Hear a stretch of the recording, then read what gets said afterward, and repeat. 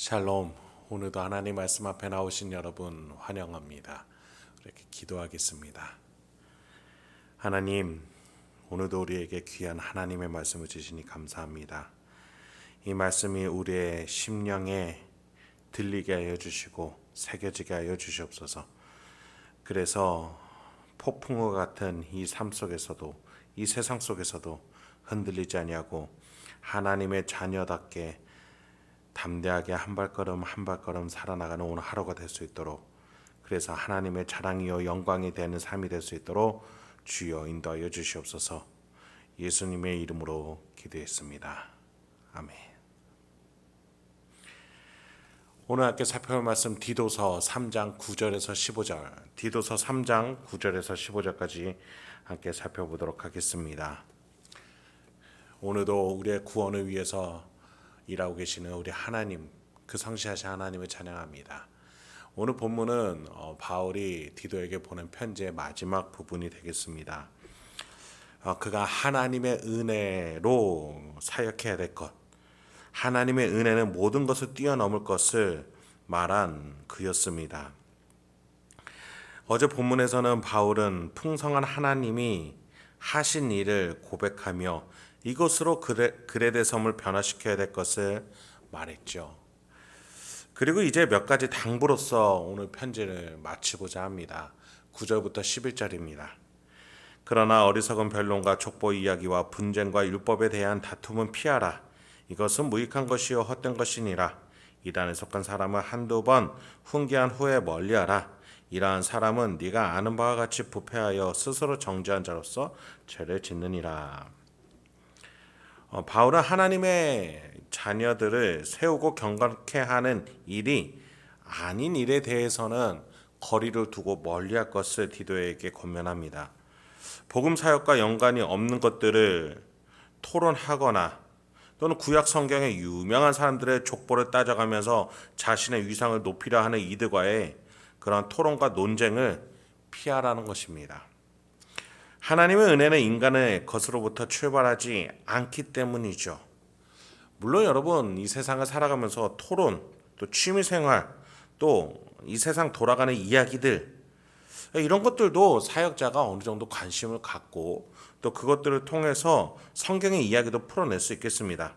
그런데 그것이 복음의 사역보다 우선시되거나 그것들로 하여금 하나님의 은혜와 교훈을 멀리하게 된다면 그것이야말로 가장 무익하고 헛된 것이라는 겁니다. 여러분, 하나님은 하나님의 은혜로 설명되어야 되지며 우리의 신앙 또한 하나님의 은혜로 귀결되어야 합니다. 그래서 이 설교 강단에서 선포되어지는 말씀이나 또는 여러분이 성도의 교제 간의 교제 안에서나 하나님의 은혜보다 혹여나 다른 것들이 먼저 우선시된다면 과연 하나님의 은혜 안에서 관계가 있는지, 교회가 하나님의 은혜로 서 있고 또 여러분의 구역과 소그룹이 하나님의 은혜로 이루어져 있는지를 돌아보시기 바랍니다. 만약에 그렇지 않다면 너무나 쉽게 무너질 수밖에 없겠습니다. 그래서 10절에서는 이단과의 논쟁도 쓸모가 없다라고 말해주고 있는 것이죠. 예수 그리스도가 아닌 다른 통로로 하나님에 대해서 말하려 하는 자들과 애초에 대화가 되지 않기 때문이겠죠. 바울은 특히 이단은 이미 마음과 생각이 부패했다. 스스로 자신의 양심의 소리조차 무시하며 자신을 스스로 정죄한 자들이라고 말해주고 있습니다. 하나님의 은혜가 예수 그리스도로 말미암은 것을 알면서도 자신의 생각과 주관, 해석, 경험, 판단으로 하나님에 대해서 말하려고 하니 결국 스스로 구렁텅이에 빠지려고는 자들과 다름이 없다는 겁니다. 바울은 오히려 디도에게 동역자들과의 교제, 그들과의 안부를 물을 것을 권면합니다. 12, 13절입니다. 내가 아데마나 두기고를 네게 보내리니 그때엔 네가 급히 니고볼리로 내게 오라.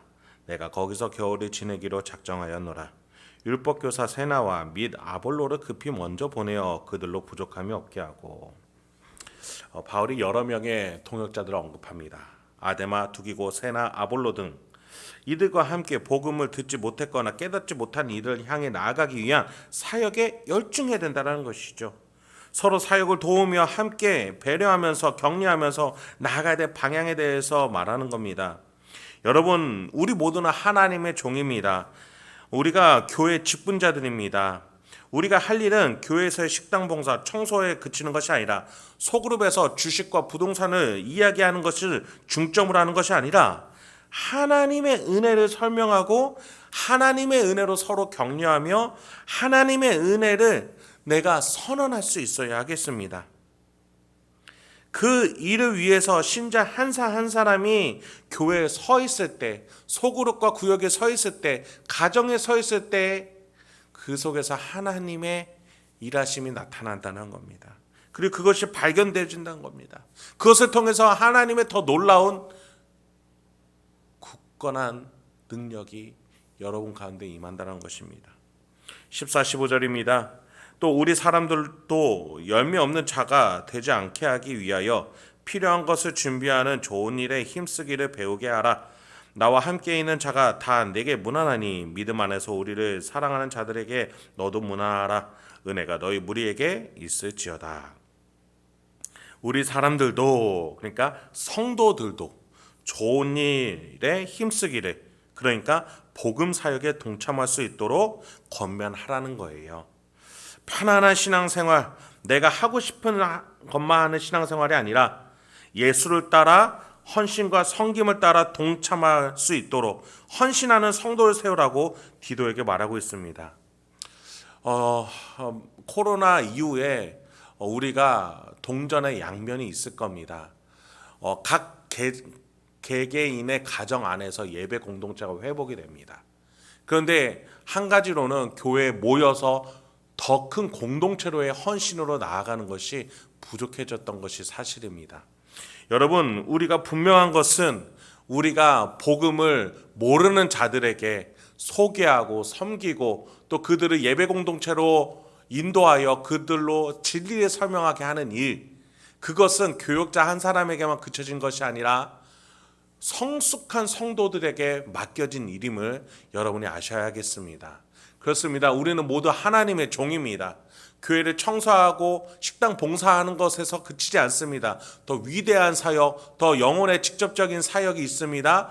진리를 내 삶 속에서 나타난 그 은혜를 설명하고 함께 나누며 함께 그것으로 한 사람을 세워나갈 수 있는 저와 여러분이 되길 소망합니다. 오늘 하루도 이 하나님의 말씀을 기억하며 어떠한 삶과 선택과 결정과 판단이 있든 간에 이 말씀 기억하시면서 길을 걸어가실 때에 하나님이 주신 은혜와 평강과 승리가 저와 여러분에게 있을 줄 믿습니다. 우리 함께 기도하도록 하겠습니다. 하나님, 오늘도 우리에게 귀한 하나님의 말씀을 주시니 감사합니다. 이 말씀을 통해서 우리가 다시 한번 결단하게 하여 주시옵소서. 내 생각과 결정과 경험으로 판단하는 것이 아니라 하나님의 은혜를 기억하면서 내가 어떠한 판단을 하고 결정하고 어떠한 만남과 또 어떠한 언행으로 나가야 될지를 주여 하나하나 우리의 심령 가운데 양심 가운데 말씀하여 주시옵소서. 그래서 오늘도 하나님의 은혜를 입은 자답게 하나님의 자녀답게 살아가는 우리 성도님들과 제가 되도록 인도하여 주시옵소서. 예수님의 이름으로 기도했습니다. 아멘.